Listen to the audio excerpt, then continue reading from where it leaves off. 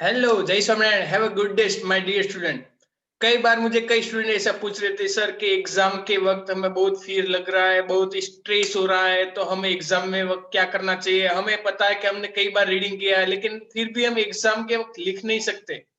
Okay, तो don't worry, अभी मैं आपको थोड़े से पॉइंट्स बता रहा हूँ। थोड़े से पॉइंट्स वेरी इंपॉर्टेंट है, वो आप नोट डाउन भी कर सकते हो।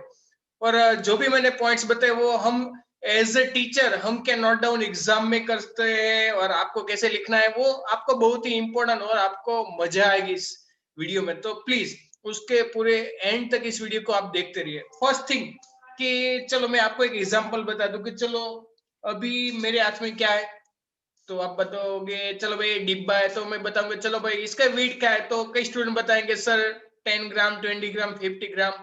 But I am say no. Why no? Because it is depend on how much time. ठीक है, कितने वक्त तक मैं अपने हैंड में रखता हूँ। चलो 1-2 मिनट तक चलो भाई ठीक है, चलो जाने दो। लेकिन चलो 5 मिनट, 10 मिनट, तो आपको ही लगेगा चलो भाई छोड़ो यार, कितना स्ट्रेस लग रहा है, अब इतने वक्त तक नहीं इसको हाथ में पकड़ना है। So same thing is there. देखो बेटा, सेम थिंग इतना ही है कि आप एग्जाम माइंड में कितना स्ट्रेस लेके फिरते हो। चलो एग्जाम आ रही है, कब मैं पढ़ाई करूं, मुझे पता नहीं, ये भूल गया, पूरी रात पढ़ाई की थी, मुझे ये भूल गया, मुझे ये बाकी, ये सब छोड़ो।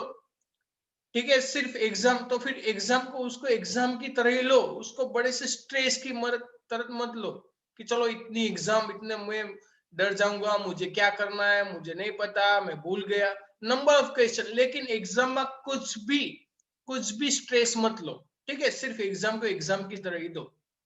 फिर कई बार चलो भाई हम एग्जाम में तो आ गए, तो कई बार कई लेट होते हैं, वैसे कुछ उसका कुछ टेंशन मत लो, कुछ स्ट्रेस मत लो। तो फिर चलो आप क्वेश्चन, आपके पास आ गया क्वेश्चन पेपर, तो एकदम रिलैक्स से कोई भी क्वेश्चन रीड करो, प्रॉपरली रीड करो। देखो क्वेश्चन जब भी हम कई बार पेपर चेक करते हैं हम टीचर्स लोग, तो क्या होता है कि हमने जो पूछा है वो लिखा नहीं होता है। कई बार स्टूडेंट भी ऐसा आर्ग्यू करते हैं, सर हमने तो पूरा क्वेश्चन लिखा है, पूरा आंसर लिखा है, लेकिन हमें मार्क्स नहीं मिले।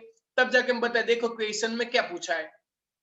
ठीक है, कई बार वाई, हाउ, व्हेन वैसा क्वेश्चन में लिखा होता है, तो कई बार आप ऐसा कुछ देखते ही नहीं, और वैसे सिंपल आपको चलो थोड़ा 1-2 वर्ड्स आपने दिख लिए और आंसर लिखना शुरू तुरंत ही, चलो भाई लिखो लिखो लिखो, हमें पता है। और एग्जाम के बाद चलो बहुत मजा आ गया, चलो तब जाके बात पूछता है चलो इसमें क्या लिखा है, किसी पूछता है तो कोई पूछेगा, आप बोलेंगे नहीं यार ये तो पूछा ही नहीं था, तब जाकर आप फिर से डिमोरलाइज हो जाएंगे, चल यार आता था फिर भी लिख नहीं पाया। सो इंपॉर्टेंट थिंग इज आप क्वेश्चन प्रॉपरली रीड करो।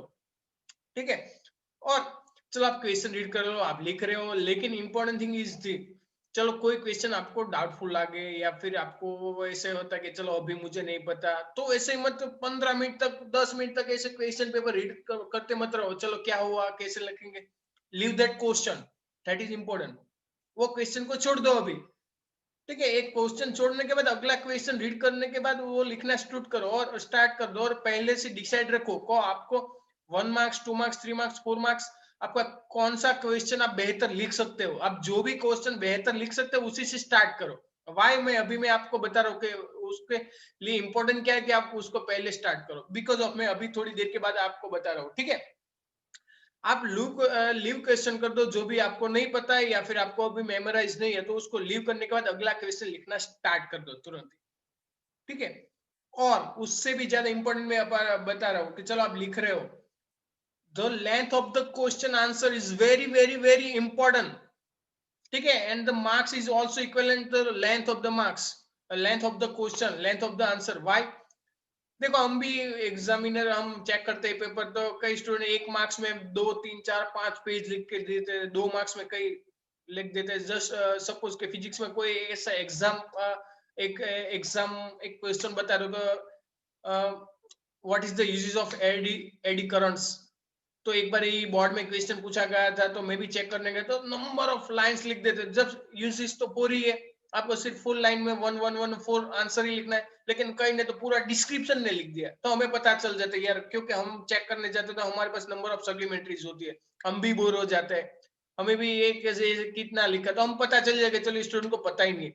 सो मार्क्स आपको चाहिए तो लेंथ उसके अकॉर्डिंग टू लिखो। सो बेटर, अभी मैंने बताया था कि वाई आपको लीव करना है, बिकॉज लेंथ इज इंपॉर्टेंट। तो पहले बेटर कि आप लंबे क्वेश्चन यदि आप उसमें ग्रिप है तो वही आप पहले से स्टार्ट कीजिएगा बेटा, क्योंकि 4 मार्क्स 3 मार्क्स का यदि आपने पहले लिख लिया तो बेटर है कि चलो आपके पास लास्ट में यदि टाइम नहीं तो 1-2 मार्क्स के क्वेश्चन आप स्पीड से लिख सकते हो जल्दी से। 4 मार्क्स के क्वेश्चन में तो बहुत ही बड़ा डिस्क्रिप्शन, कई सम्स, कई स्टेप्स होते हैं, तो वो आप स्पीड से लिख भी नहीं पाते और कई बार तो मिस्टेक भी हो जाती है सच्ची में।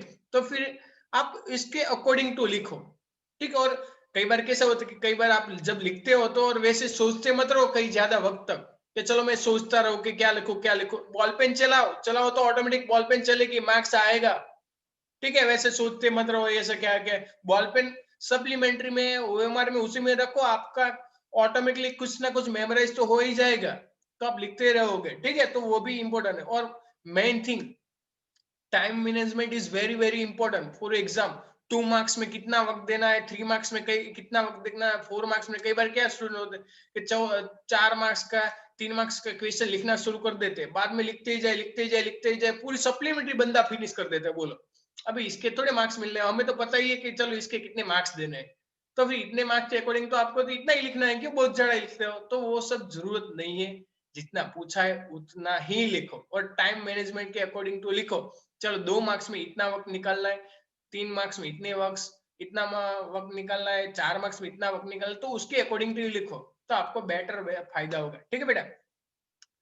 इतना सब आपको वेरी वेरी इंपॉर्टेंट है एग्जाम के लिए, ठीक है। तो ये सब कुछ आप याद रखेगा, ये जो मैंने पॉइंट्स बताए शॉर्ट में बताए, बहुत डिटेल से नहीं बताए। और one main thing is revision आपको करके एग्जाम में जाना है, फिर से रिवीजन करके एग्जाम में जाना है, विदाउट रिवीजन कभी मत जाएगा भाई।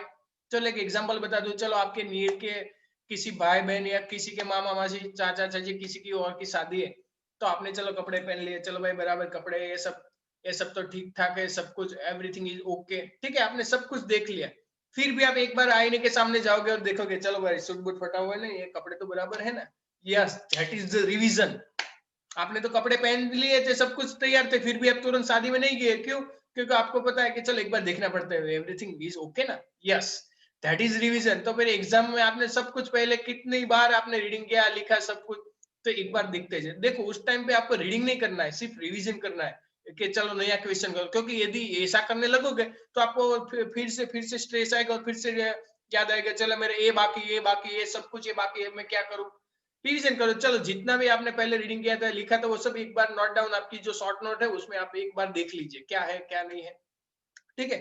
तो ये सब आपको बहुत ही काम आएगा। चलो बेटा, तो कई बार कई स्टूडेंट हमें बता रहे सर आप थोड़ी सी टिप्स दे दीजिए, तो फिर आज इस टिप्स मैंने मेरे दिमाग में जो भी आई वो टिप्स, हम जो भी प्रैक्टिकल हमने जो भी किया, कई स्टूडेंट का प्रैक्टिकल है वो मैंने आपको बताया, आपको ये अच्छा लगे तो ठीक है, आपके फ्रेंड को भी यह वीडियो बताएगा और शेयर करेगा और लाइक भी करेगा। चलो दरेक विद्यार्थी को हैव अ नाइस डे, जय स्वामीनारायण, बाय बाय।